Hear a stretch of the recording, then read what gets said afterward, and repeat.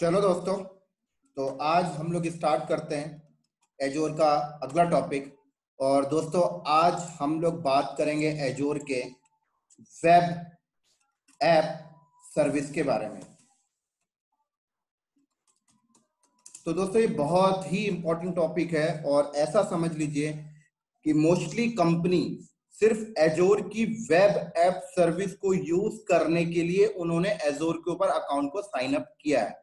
इतना important topic है दोस्तों, इसके इतने सारे फीचर्स हैं, इतनी सारे यूज केस हैं जो मैं आपको बताऊंगा तो आपको ऑटोमेटिक क्लियर हो जाएगा। तो चलिए स्टार्ट करते हैं। सबसे पहले इसकी डिमांड समझते हैं, इसकी जरूरत क्यों पड़ती है और किसे पड़ती है, सबसे पहले उसे समझते हैं। ठीक है, तो सबसे पहला पॉइंट, एक सिनेरियो रखते हैं हम अपने सामने।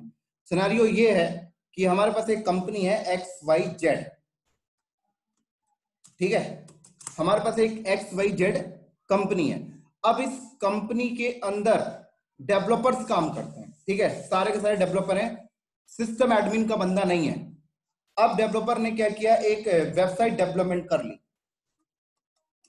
ठीक है, एक डेवलपर ने क्या किया, वेबसाइट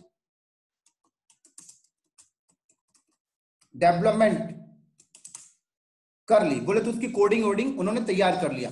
अब उन्हें ये जरूरत पड़ा कि अब हम इसे होस्टिंग करना चाहते हैं, एकदम लाइव होस्टिंग।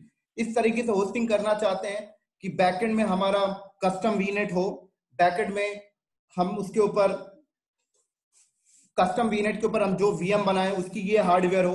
ठीक है, उस हार्डवेयर के ऊपर ये फलाना ओएस हो, ओएस की भी हार्डनिंग करना चाहते हैं, उसकी भी पैचिंग अपग्रेड करना चाहते हैं। देन उसके बाद उसके ऊपर वो लोड बैलेंसर भी लगाना चाहते हैं। उसके बाद लोड बैलेंसर के बैकएंड में वो जो वीएम से लोड बढ़ने पे ऑटो स्केलिंग हो जाए, ये भी करना चाहते हैं, मैनुअल स्केलिंग भी करना चाहते हैं, ट्रैफिक मैनेजर भी लगाना चाहते हैं। तो कहा जाए डेवलपर अपनी वेबसाइट की होस्ट डेवलपमेंट तो डेवलपर ने कर लिया, अब डेवलपर चाहते हैं कि इसकी होस्टिंग हम एजोर पे करना चाहते हैं। लेकिन आप सबको पता है कि एजोर में अगर आप कोई होस्टिंग करने जा रहे हो, कोई भी एप्लीकेशन चलाने जाते हो, तो आपको उसे एक लाइव इन्वायरमेंट में लाने के लिए आपको वीनेट का आइडिया होना चाहिए, आपको ऑटो स्केलिंग कॉन्फ़िगर करना आना चाहिए, लोड बैलेंसर कॉन्फ़िगर करना आना चाहिए, कस्टम डोमेन बाइंड करना आना चाहिए, एसएसएल सर्टिफिकेट बाइंड करना आना चाहिए, ट्रैफिक मैनेजर का सेटअप लगाना आना चाहिए। तो ये सारी चीजें अगर आपको आती हैं तो ही आप एक रियल एनवायरनमेंट की तरह से होस्ट कर सकते हो एजूर के ऊपर। लेकिन ये XYZ नाम की कंपनी के अंदर तो सिर्फ डेवलपर्स काम कर रहे हैं, तो अब डेवलपर्स को ये सब आइडिया होता ही नहीं है। इवन ऐसे बोलो कि डेवलपर्स का इन सारी चीजों में दिमाग चलता ही नहीं है, उनका दिमाग सिर्फ डेवलपमेंट की तरफ होता है। तो अब ये XYZ कंपनी क्या करेगी, उन डेवलपमेंट XYZ कंपनी उन सिस्टम एडमिनिस्ट्रेटर के बंदे को हायर करेगी जो एजोर में ये सारी चीजें जानता हो। बोले तो वीनेट कॉन्फ़िगर करना जानता हो, वीपीएन कॉन्फ़िगर करना जानता हो, लोड बैलेंसर जानता हो, ये सारी चीजें जानता हो, तब जाके डेवलपर्स का ये काम पूरा हो पाएगा। लेकिन इस तरीके से डेवलपर्स को देखा जाए तो अपनी वेबसाइट की होस्टिंग एजोर में करने के लिए एक रियल एनवायरनमेंट की तरह उन्हें एक एजोर सिस्टम एडमिनिस्ट्रेटर पे डिपेंड होना पड़ता है। लेकिन एजोर ने एक बढ़िया सर्विस डेवलपर के लिए ला के दिया है कि अब आपको किसी भी सिस्टम एडमिनिस्ट्रेटर की नीड नहीं है, आप मेरे वेब ऐप सर्विस पे जाकर आप अपनी ये डेवलपमेंट जो भी आपने किया उसको होस्ट कर सकते हैं। और बैकएंड में मैं आपके लिए वीनेट क्रिएट कर दूंगा, बैकएंड में मैं कस्टम डोमेन बाइंड कर दूंगा, बैकएंड में मैं ऑटो स्केलिंग भी इनेबल करवा दूंगा, बैकएंड में मैं ट्रैफिक मैनेजर भी इनेबल करा दूंगा। मतलब आपके बिहाफ में सारा का सारा कुछ एजोर खुद ही बैकएंड में कर देता है इस वेब ऐप सर्विस से। तो अब एजोर कहता है कि चाहे तेरी एप्लीकेशन पाइथन लैंग्वेज में लिखी हो, चाहे जावा में लिखी हो, चाहे पीएचपी में लिखी हुई, चाहे मोबाइल एप्लीकेशन हो, चाहे डेस्कटॉप एप्लीकेशन हो, कोई भी एप्लीकेशन की कोडिंग तू लाकर मेरी वेब ऐप सर्विस क्रिएट करके तू कर सकता है।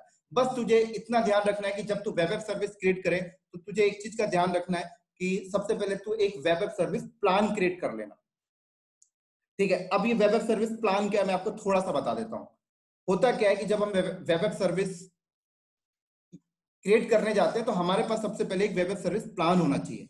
मतलब यहां पर देखा जाए तो दो टर्म्स होता है, एक टर्म्स होता है वेब ऐप सर्विस और एक टर्म्स होता है दोस्तों यहां पर वेब ऐप सर्विस प्लान। तो वेब एप सर्विस क्या हुआ और वेब एप सर्विस प्लान क्या हुआ समझाता हूं। वेब एप सर्विस वो हुआ जहां पर एज्योर का, जहां पर डेवलपर क्या करेगा, वेब एप सर्विस क्रिएट करता है और अपनी जो कोडिंग फाइल होती है उस पर डिप्लॉय कर देता है और नेक्स्ट नेक्स्ट करता है और उसका एक यूआरएल मिल जाता है। ये एक वेब एप सर्विस बन गई।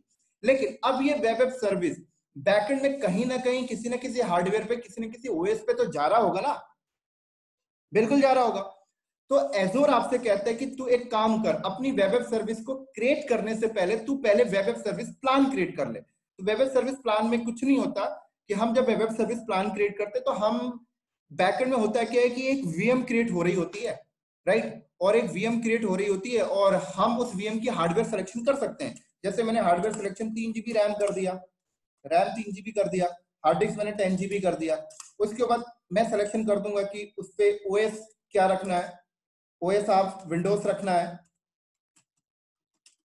या लिनक्स रखना है, ये मैं सिलेक्शन कर दूंगा।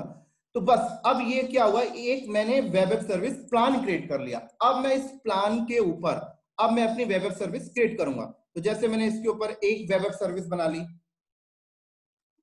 एक मैंने यहां पर वेब एप सर्विस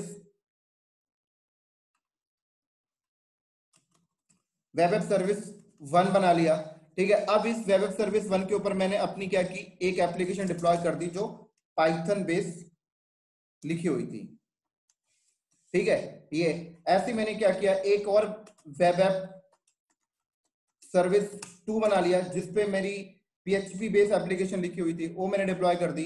ऐसे मैंने यहाँ पर एक और वेब एप सर्विस क्रिएट कर ली 3 जो जावा बेस लिखी हुई थी। तो ये हो गई आपकी वेब एप सर्विस, ठीक है, ये, और ये हो गया प्लान। तो आपको वेब एप सर्विस क्रिएट करना तो सबसे पहले आपके पास प्लान होना चाहिए। तो ये इंटरव्यू में बहुत ज्यादा पूछा जाता है दोस्तों, वेब एप सर्विस प्लान में और वेब एप सर्विस में क्या डिफरेंशिएट है। अब मुझे उम्मीद है कि यह चीजें आप लोगों को क्लियर हो गई होंगी।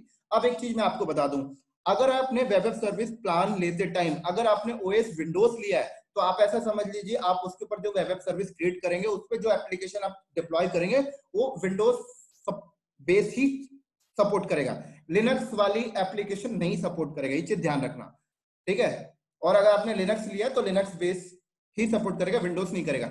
बट कई एनवायरनमेंट में ऐसा होता है कि आप डेवलपर जो एप्लीकेशन लिखता है वो ऐसे तरीके से डिजाइन करता है कि वो विंडोज प्लेटफॉर्म में भी सपोर्ट कर जाएगी और लिनक्स में भी कर जाएगी, तो उस टाइम पर कोई प्रॉब्लम नहीं होती है। इसी तरीके से दोस्तों अगर अब हम थोड़ा सा बात करते हैं वेब एप सर्विस के बेनिफिट्स के बारे में, थोड़ा सा बात कर लेते हैं क्या क्या बेनिफिट्स आपको यहाँ पर मिलता है।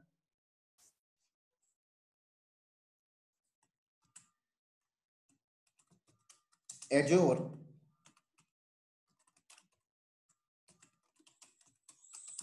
Web app service benefit,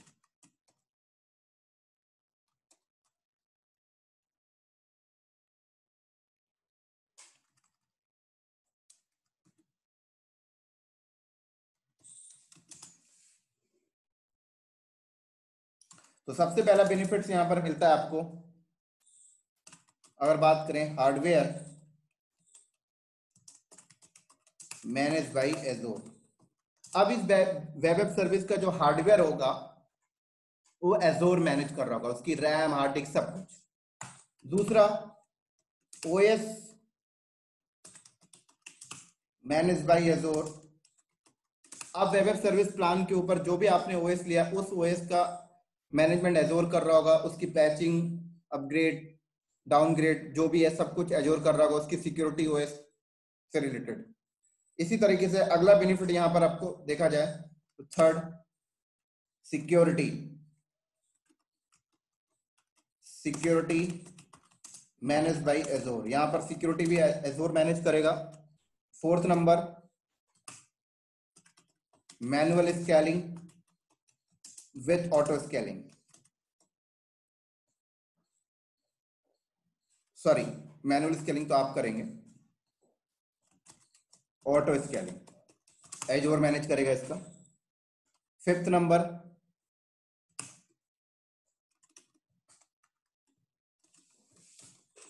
deployment slot का फीचर आपको यहां पे मिल जाता है, परफेक्ट। अब ये डिप्लॉयमेंट स्लॉट क्या होता है, बहुत इंपॉर्टेंट है दोस्तों ये समझना। तो डिप्लॉयमेंट स्लॉट आपको समझाता हूं। देखिए डिप्लॉयमेंट स्लॉट का मतलब ये होता है कि आपने यहां पर एक वेब ऐप सर्विस प्लान लिया, ठीक है।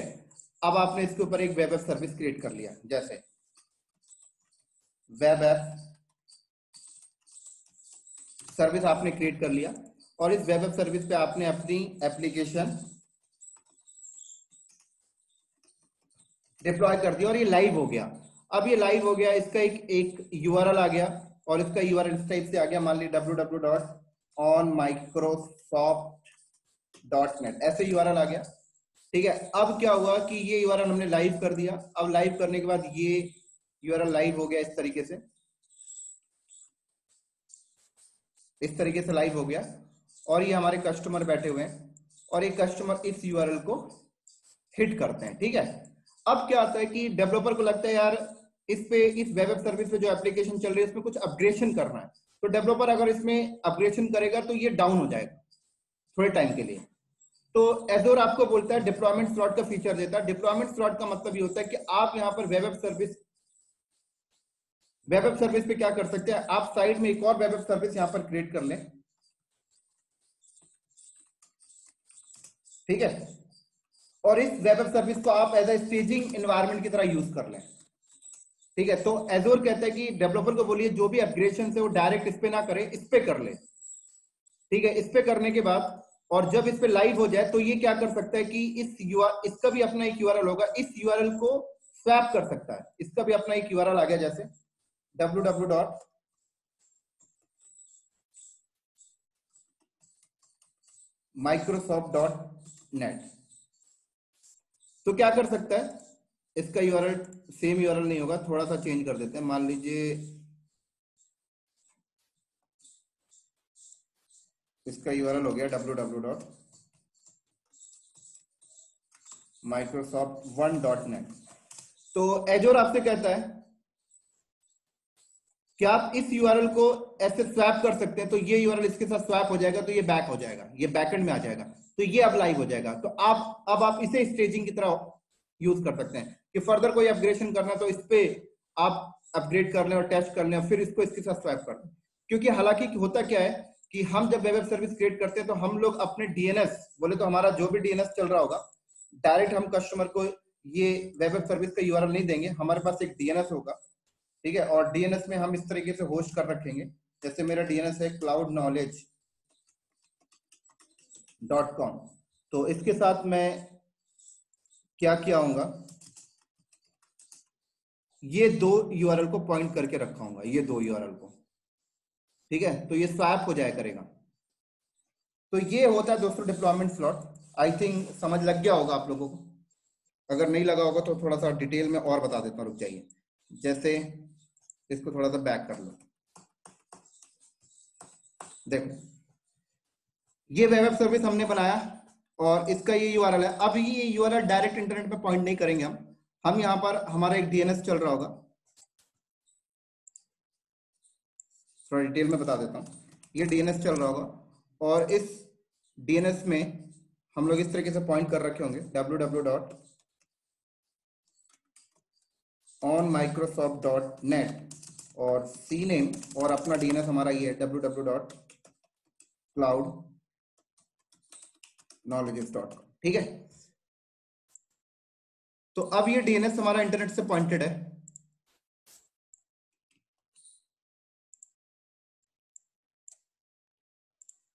और ये कस्टमर है। तो ये कस्टमर किसको हिट करेंगे, इस नाम को हिट किया करेंगे, ठीक है ना। तो ये नाम कन्वर्ट होगा इधर और इधर आ जाया करेगा। अब हमने अगर एक और वेब सर्विस बनाई है,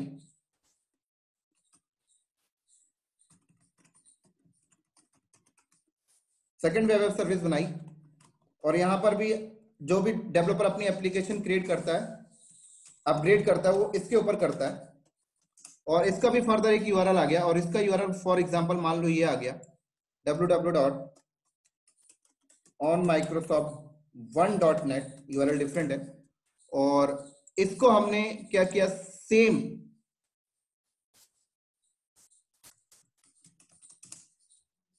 बोले तो ये वाला यूआरएल भी सी नेम के साथ, इसी नेम के साथ पॉइंटेड है, ठीक है। तो अब हमने जैसे इसमें अपग्रेड किया, तो इसमें अपग्रेड करने के बाद हमने क्या किया, इसको इसके साथ स्वैप कर दिया, तो ये स्वैप किया तो ये बैक आ गया, तो अब ये लाइव हो गया। तो कोई बंदा इधर हिट करता है तो इधर आने लग जाएगा, ठीक है ना, पहले इधर जा रहा था अब इधर आने लग जाएगा। अब ये हो गया हमारा एज ए स्टेजिंग एनवायरनमेंट की तरफ से। अब फर्दर कोई अपग्रेड करना है तो हम इस पे अपग्रेड करके टेस्ट कर लेंगे, फिर इसको हम इसके साथ स्वैप कर देंगे, तो फिर भी कस्टमर इसी नाम को हिट करेगा और फिर ट्रैफिक इधर आने लग जाएगी। तो ये है दोस्तों डिप्लॉयमेंट फ्लॉट का फीचर मतलब। तो आई थिंक अब आप लोग इसको समझ गए होंगे। अब मैं इसको थोड़ा सा हटा देता हूं। अब इसी तरीके से हम अगले फीचर्स की बात करें यहां पर, तो अगला फीचर हमको यहां पर मिलता है डेवऑप्स इंटीग्रेशन का 6 नंबर फीचर।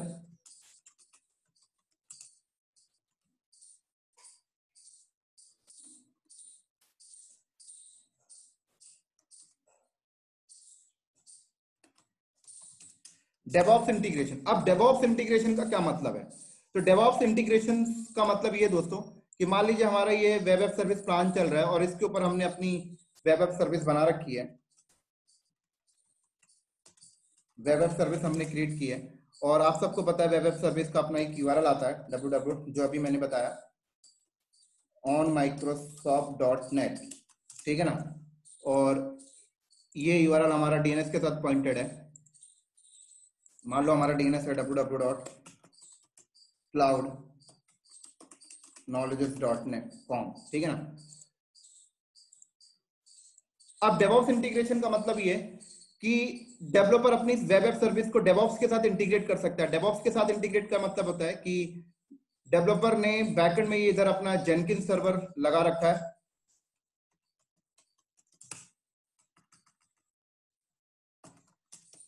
अपना जेनकिंस सर्वर लगा रखा है, और बैकएंड में उसका अपना गिटहब एनवायरनमेंट भी जहां पे चल रहा है,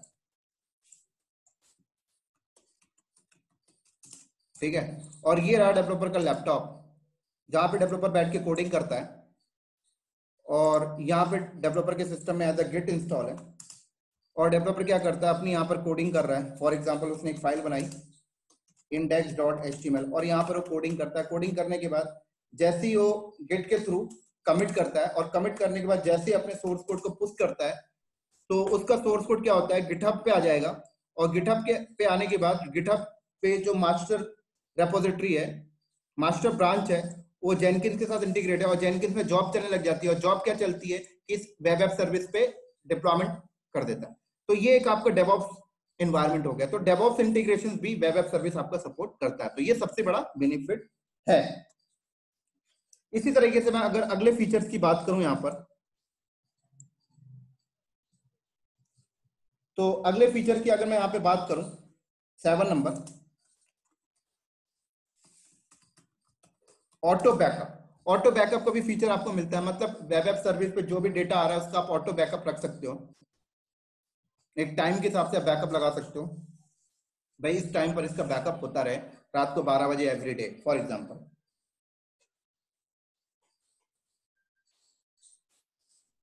इसी तरीके से दोस्तों अगला फीचर की अगर हम बात करें यहां पर, तो एसएसएल सर्टिफिकेट।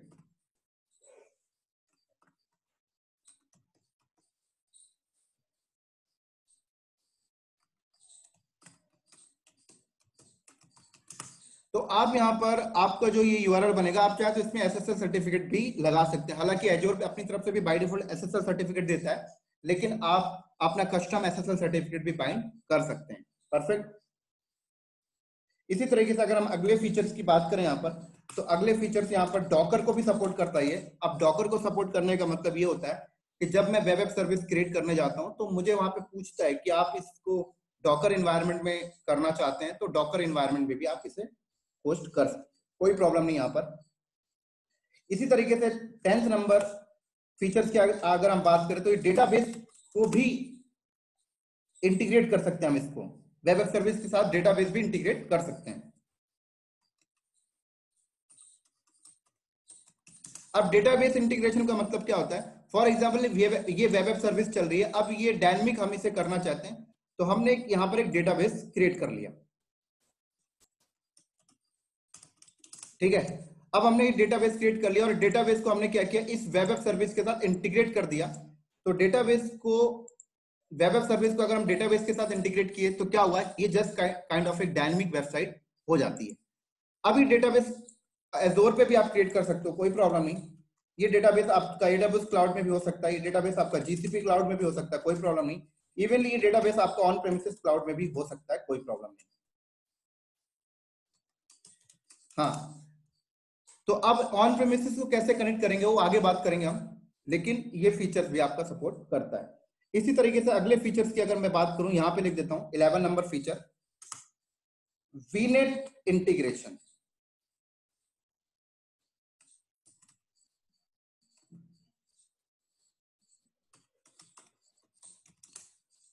अब VNet इंटीग्रेशन का मतलब क्या हुआ? VNet इंटीग्रेशन का मतलब दोस्तों ये होता है कि फॉर एग्जांपल अगर मैंने एक डेटाबेस क्रिएट किया, ठीक है, अगर मैं डेटाबेस को अपने कस्टम VNet पे रखा हूं, तो अगर मैं उस डेटाबेस को वेब एप सर्विस के साथ इंटीग्रेट करना चाहता हूं, तो सबसे पहले मुझे उस डेटाबेस, जो डेटाबेस मेरा जिस VNet के अंदर है, उस VNet को सबसे पहले मैं वेब ऐप के साथ इंटीग्रेट करूंगा, तब जाके डेटाबेस कनेक्ट होगा। तो उस टाइम पर आपको VNet इंटीग्रेशन की जरूरत पड़ सकती है। इसी तरीके से मैं आपको एक चीज बता दूं, अगर मान लो मेरा डेटाबेस ऑन प्रेमिसेस में है, तो अगर मैं ऑन प्रेमिसेस के डेटाबेस को एजोर की वेब ऐप के साथ इंटीग्रेट करना चाहता हूं, तो आप सबको बता दूं, on premises direct web app के साथ इंटीग्रेट नहीं होगा। ऑन प्रेमिसेस इंटीग्रेट होता है एजोर के साथ जब आपके पास एजोर में VNet है, तभी आप ऑन प्रेमिसेस को एक्सेस कर सकते हो।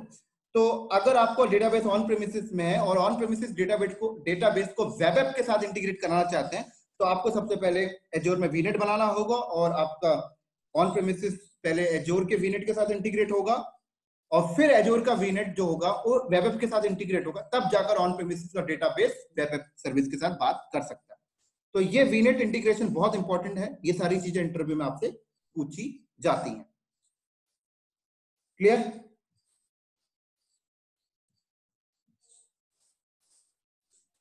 चलो चलो, तो एक चीज मैं आपको और बता देता हूं, जब आप web app service plan create करने जाते हैं, तो यहाँ पर प्लान के नंबर ऑफ टाइप्स होते हैं, राइट? तो अगर मैं यहाँ पर एजोर वेब ऐप सर्विस प्लान के नंबर ऑफ टाइप की बात करूं, तो सबसे पहला होता है कि आप फ्री टियर प्लान लेना चाहते हैं, दूसरा होता है आपका शेयर्ड, राइट, तीसरा होता है आपका बेसिक, और चौथा होता है आपका स्टैंडर्ड, और पांचवा होता है आपका प्रीमियम, और छठवा होता है आपका आइसोलेशन।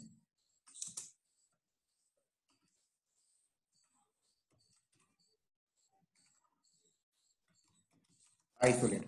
तो जब भी आप एजोर का web app service plan create करने जाएंगे, तो आपसे पूछेगा फ्री टियर आप लेना चाहते हैं, तो फ्री टियर वाले ये आप ले सकते हैं, ठीक है, शेयर्ड ले सकते हैं, आप बेसिक ले सकते हैं, स्टैंडर्ड ले सकते हैं, प्रीमियम ले सकते हैं, आइसोलेटेड ले सकते हैं। ये सारी चीजें आपको समझना बहुत इंपॉर्टेंट है। फ्री का मतलब ये हुआ कि आपको एक सर्टन टाइम के लिए फ्री में मिल जाएगा, राइट? शेयर्ड का मतलब ये हुआ कि शेयर्ड में क्या होता है कि आपको जो भी ऐप सर्विस आपको प्लान मिलेगा, राइट, वो एक शेयर्ड हार्डवेयर पे होगा। बोले तो एक हार्डवेयर है और उसके ऊपर एक शेयर्ड हार्डवेयर पे है।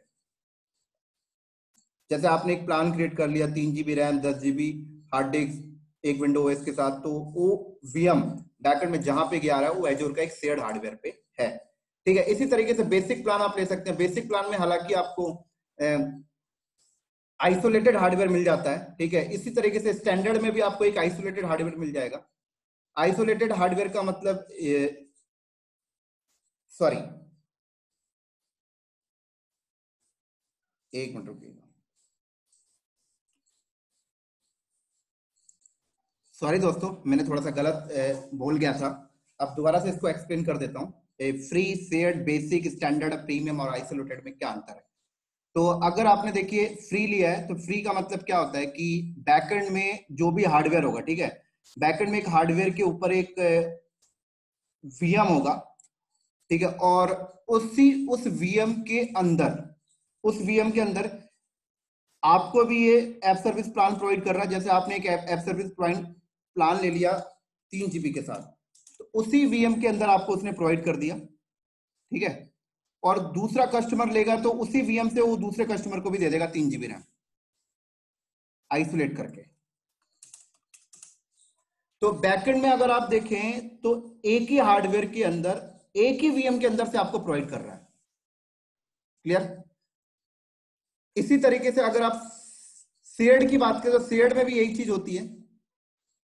शेयर्ड में भी आपको यही चीज हो रहा है कि एक ही हार्डवेयर के अंदर उसी वीएम के अंदर से वो आपको भी दे रहा है और लोगों को भी दे रहा है। लेकिन अगर आप बेसिक पे आ जाए तो बेसिक में क्या होगा, बेसिक में एक ही हार्डवेयर के अंदर एक डेडिकेटेड वीएम आपको दे देगा। ये लीजिए, ध्यान से सुनिएगा, फ्री और शेयर्ड में क्या हो रहा है, एक ही हार्डवेयर के अंदर एक ही वीएम के अंदर से नंबर ऑफ लोगों को बांट रहा हो, जैसे आप वर्चुअल होस्टिंग करते हो, जैसे गोडैडी करता है, सेम थिंग। लेकिन बेसिक में आ जाते हो तो एक ही हार्डवेयर के अंदर उसने हाइपरवाइजर डाला होगा, उस हाइपरवाइजर पे नंबर ऑफ वीएम्स हैं। अब बेसिक में एक हार्डवेयर के अंदर से आपको एक वीएम दे दिया, मतलब इस वीएम की कंप्यूट रिसोर्सेस आपको आइसोलेटेड मिल गई, लेकिन हार्डवेयर आइसोलेटेड नहीं मिला, ध्यान रखिएगा। सेम तरीके से स्टैंडर्ड में भी ऐसे ही कर रहा है, प्रीमियम में भी ऐसे ही कर रहा है आपसे। लेकिन अगर आप आइसोलेटेड की बात करें तो आइसोलेटेड में आपको पूरा का पूरा हार्डवेयर अलग दे देता है। बोले तो आपको ये जो वीएम होगी वो एक आइसोलेटेड हार्डवेयर पे होगी, उस हार्डवेयर में और किसी कस्टमर का नहीं होगा। तो ये चीजें आपको थोड़ा सा ध्यान रख के चलना होता है। ये इंटरव्यू में बहुत ज्यादा पूछा जाता है, free, shared, basic, standard, premium और आइसोलेटेड। तो अब आई थिंक आपको समझ में आ गया होगा। अभी मैं आपको एजूर के पोर्टल पे ले जाके दिखाऊंगा तो आपको और ज्यादा क्लियर हो जाएगा। तो चलिए अब एजूर के पोर्टल में चलते हैं और देखेंगे कैसे ऐप सर्विस प्लान क्रिएट होता है और किस तरीके से उसके अंदर ऐप सर्विस हम क्रिएट करते हैं। तो ये मेरा एजूर का पोर्टल है और यहां पर आप आ जाइए, ऐप सर्विस प्लान। तो देखिए ऐप सर्विस प्लान में क्लिक करिए, तो ये देखिए क्रिएट ऐप सर्विस प्लान।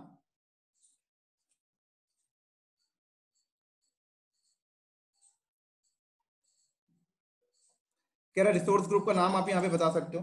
तो जैसे मैंने रिसोर्स ग्रुप का नाम यहाँ पे बता दिया, न्यू ऐप सर्विस प्लान, ठीक है, ये नाम मैंने दे दिया यहाँ पर।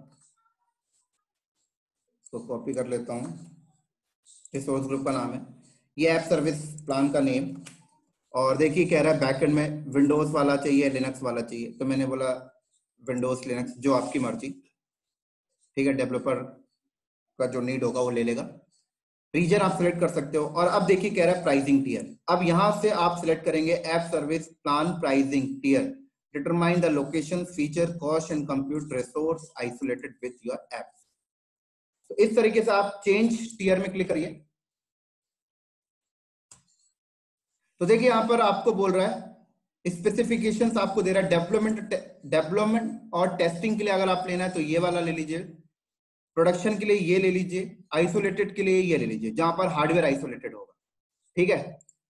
इसी तरीके से अगर मैं यहां पर देखिए फ्री, देखिए यहां पर फ्री मिल रहा है आपको, ये फ्री टियर है, 1 GB मेमोरी और 60 मिनट्स कम सीपीयू आप यूज कर सकते हो फ्री टियर में, 60 मिनट्स एक दिन में, उसके बाद आप एक्सेस नहीं कर पाओगे। इसी तरह से अगर मैं सी एडिशनल ऑप्शन देखूं तो देखिए यहाँ पर और भी एडिशनल ऑप्शन आ रहा, ये देखिए ये B1 बेसिक है, शेड यहाँ पे दिखाई नहीं दे रहा क्योंकि शेड आई थिंक लिनक्स के लिए नहीं है, विंडोज पे आते हैं तो यहाँ पर शेड आपको मिलेगा। तो देखिए विंडोज के लिए शेड भी आ गया, ये देखिए फ्री और शेड साफ साफ कह रहा है कि शेड इंफ्रास्ट्रक्चर। तो अगर आप यहाँ पर शेड, यहाँ पर भी देखिए शेड इंफ्रास्ट्रक्चर, फ्री वाला भी शेड इंफ्रास्ट्रक्चर, यहाँ पर भी शेड इंफ्रास्ट्रक्चर। अब मैं शेड में यहाँ पे देखूं तो देखिए 1 GB और 60 मिनट सीपीयू, और यहाँ पर देखिए 1 GB रैम और 250 मिनट सीपीयू। लेकिन अगर आपने फ्री वाले में क्लिक किया तो देखिए यहाँ पर जो जो फीचर आपको मिल रहा है, कह रहा है इंक्लूडिंग हार्डवेयर, क्या मिल रहा, मेमोरी और स्टोरेज। ऐसे शेड वाले में भी देखिए मेमोरी और स्टोरेज, और एक चीज और दे रहा है कस्टम डोमेन भी आप इसमें बाइंड कर सकते हैं, ये वाले में D1 वाले में। लेकिन अगर मैं बेसिक में आ जाऊं तो बेसिक में देखिए एक चीज और मिल गया आपको, देखिए यहाँ पर क्या बोल रहा है, एजोर कंप्यूट यूनिट, क्या बोल रहा है, dedicated compute resources used to run applications deploy in the app service. अब इसका मतलब क्या हुआ, जैसे आपने बेसिक पे आया तो आपको क्या हुआ, एक सेपरेट वीएम दे दिया। बेस फ्री में और शेयर्ड में क्या हो रहा था, एक ही वीएम के अंदर नंबर ऑफ कस्टमर्स थे, लेकिन जैसे ही आपने बेसिक पे आया तो क्या बोल रहा है, डेडिकेटेड कंप्यूट रिसोर्सेज। तो देख सकते हैं यहाँ पर फ्री वाले में नहीं मिल रहा डेडिकेट कंप्यूट रिसोर्सेज, इसमें भी नहीं मिल रहा डेडिकेट कंप्यूट रिसोर्सेज, बट इसमें आपको डेडिकेट कंप्यूट रिसोर्स मिल रहा है, देख सकते हैं। एक चीज और देखें, फ्री वाले में अगर आप देखें तो आपको कस्टम डोमेन का फीचर नहीं मिल रहा। अब कस्टम डोमेन का फीचर नहीं मिल रहा, इसका मतलब आपने अगर ये प्लान क्रिएट किया, ठीक है ना, इस प्लान के ऊपर आप जो भी वेब ऐप सर्विस क्रिएट करते हैं उसका जो यूआरएल आएगा, उस यूआरएल को आप अपने कस्टम डोमेन के साथ बाइंड नहीं कर सकते। इसका मतलब अगर मैं डायग्राम में चलूं तो अगर मैंने फ्री वाले में क्रिएट किया तो इसका ये यूआरएल है, तो मैं इसको अपने कस्टम डोमेन इस नाम के साथ इंटीग्रेट नहीं कर सकता, बाइंड नहीं कर सकता। मुझे अपने कस्टमर को यही नेम प्रोवाइड करना होगा। लेकिन अगर आप शेयर्ड में आ जाएं तो यहाँ पर देखिए कस्टम डोमेन मिल रहा है और बेसिक में तो आपको मिल ही रहा है, और बेसिक में और भी ज्यादा फीचर्स आपको मिल रहे हैं। कस्टम डोमेन के साथ में एसएसएल सर्टिफिकेट भी मिल रहा और मैनुअल स्केलिंग भी मिल रही है। देखिए यहाँ पर मैनुअल स्केलिंग भी आपको मिल रहा है। और सी एडिशनल करूं तो देखिए यहाँ पर बेसिक का B2 है, जिसमें आपको देखिए रैम थोड़ा सा ज्यादा मिल रहा है, देख सकते हैं यहाँ पर। परफेक्ट। चलो इसी तरीके से अगर आप प्रोडक्शन में आ जाए तो प्रोडक्शन में आए तो देखिए यहाँ पे प्रोडक्शन में आपको स्टैंडर्ड दिख रहा है, और स्टैंडर्ड में देखिए क्या क्या फीचर्स आप देख सकते हैं। प्रोडक्शन में कह रहे डेडिकेटेड रिसोर्सेस तो मिल ही रहा है, साथ में कस्टम डोमेन एसएसएल सर्टिफिकेट भी मिल रहा, ऑटो स्केलिंग भी यहाँ पे मिल रही।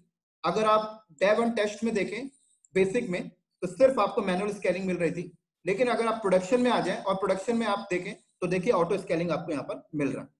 इसी तरीके से देखिए स्टेजिंग पूल आपको मिल रहा है यहाँ पर। Deployment slot 5 staging deployment slot आपको बना सकते हो। डेव एंड टेस्ट में कोई डिप्लॉयमेंट स्लॉट आपको नहीं मिल रहा था, यहाँ पर आपको फीचर मिल रहा है। ऐसी डेली बैकअप देखिए यहाँ पे आपको मिल रहा, प्रोडक्शन में आपको डेली बैकअप मिल रहा, और ट्रैफिक मैनेजर का फीचर भी आपको मिल रहा। इसी तरीके से ये एस वाले स्टैंडर्ड है और पी वाले प्रीमियम है, देख सकते हैं। प्रीमियम में भी वही चीज है, थोड़ा हार्डवेयर कॉन्फ़िगरेशन ज्यादा है, देख सकते हैं आप। परफेक्ट। सी एडिशनल करूं तो देखिए और भी यहां पे नजर आ रहे हैं।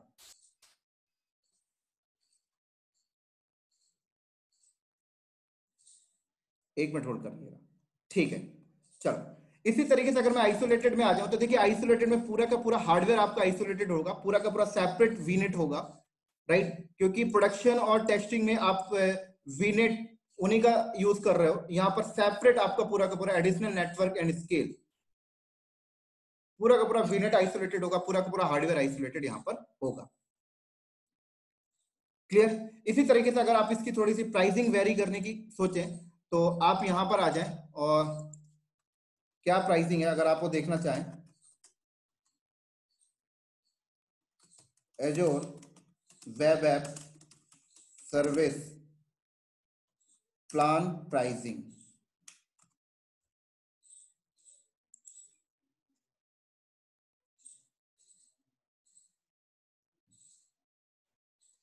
तो देख सकते हैं यहां पर क्या कह रहा है, फ्री टीयर। फ्री टीयर में देखिए कह रहा है web mobile app API app 10 आप क्रिएट कर सकते हैं फ्री टीयर में।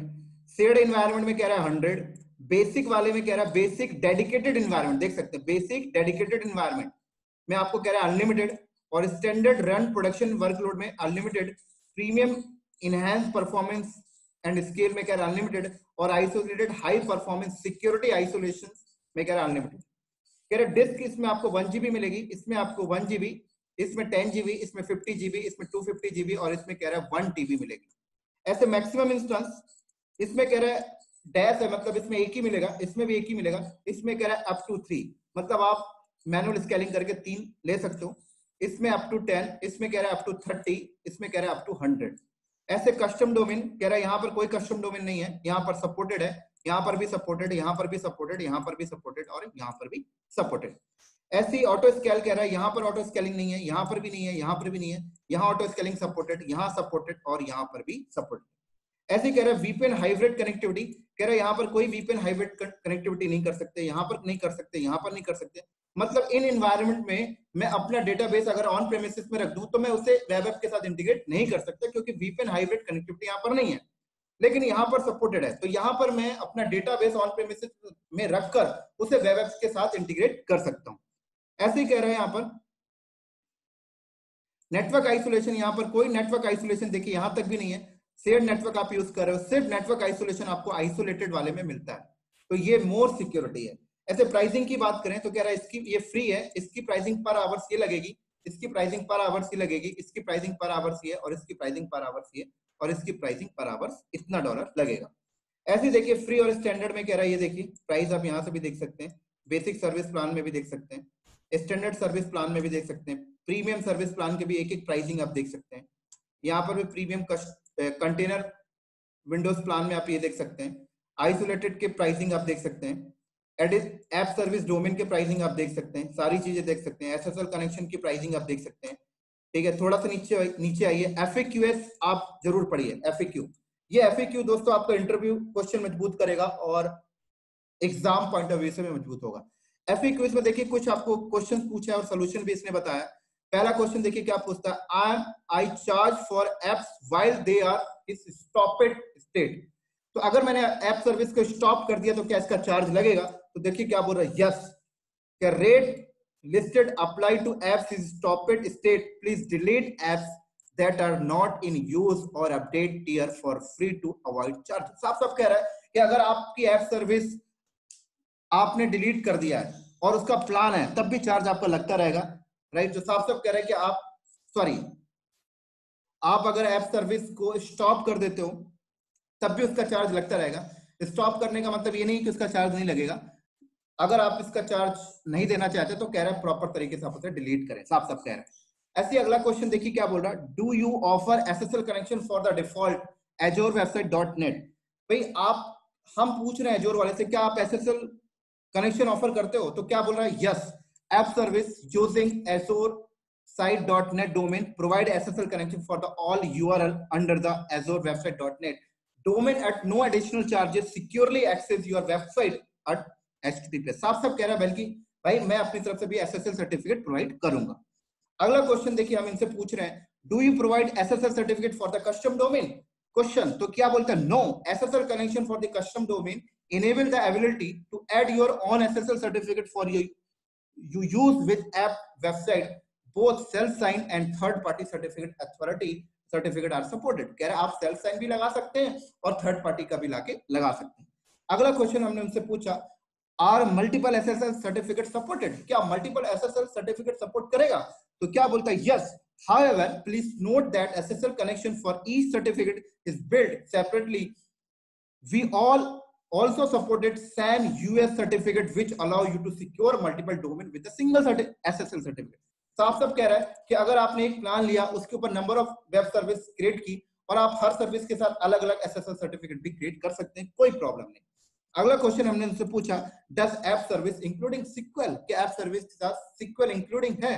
तो साफ साफ बता रहा है, app service offering including access to the free 20 MB SQL database for the 12 month, right? After 12 months, the free SQL database converted to the paid SQL subscription. If you choose not to use SQL with app service, then the paid basic subscription is not required for the 12 months। कह रहा है free में मैं आपको इतना देता हूं और फर्दर आप अपना कस्टम भी लगा सकते हैं। तो दोस्तों ये FAQs आप पढ़ें, जरूर पढ़ें, जो मैंने आपको बताया ध्यान से पढ़ें, क्योंकि इंटरव्यू में यहीं से क्वेश्चन पूछे जाते हैं वेब सर्विस के ऊपर, एग्जाम में भी FAQs से ही क्वेश्चन आते हैं। तो दोस्तों ये जो डॉक्यूमेंटेशन मैंने आपको खोला है, मैं आपसे रिक्वेस्ट करता हूं कि इस डॉक्यूमेंटेशन को ब्रीफली आप एक बार पढ़ लें, राइट। सारी चीजें, ऐप सर्विस ओवरव्यू कर लें, डॉक्यूमेंटेशन कर लें, सारी चीजें आप यहां से पढ़ लें। तो उम्मीद करता हूं दोस्तों ये चीजें आपको समझ में आई होंगी, और ये सिर्फ एक थ्योरी था ऐप सर्विस के ऊपर, जिससे आपको एक छोटा सा ओवरव्यू मिल जाए। इसका प्रैक्टिकल मैं अगले वीडियो में स्टार्ट करूंगा। तो ठीक है दोस्तों, अगले वीडियो में हम ऐप सर्विस के प्रैक्टिकल के साथ मिलते हैं, और ये टॉपिक बहुत बड़ा है, हम इस प्रैक्टिकल को एक एक करके करेंगे, काफी लंबा है, आई थिंक 10 लेक्चर इस वीडियो में बन जाएंगे, बोले तो इस टॉपिक के ऊपर 10 लेक्चर क्रिएट हो जाएंगे। तो ठीक है दोस्तों, अगले वीडियो में मिलते हैं हम इसके प्रैक्टिकल के साथ, तब तक ले बाय बाय। उम्मीद है ये आपको समझ में आया होगा, और रियली अगर आप इस चीजों को समझ रहे हैं तो क्लाउड नॉलेज चैनल को सब्सक्राइब करें और इस वीडियो को शेयर करें ज्यादा से ज्यादा। ठीक है दोस्तों, अगले वीडियो में मिलते हैं अगले टॉपिक के साथ, इसके प्रैक्टिकल के साथ, तब तक लिए बाय बाय।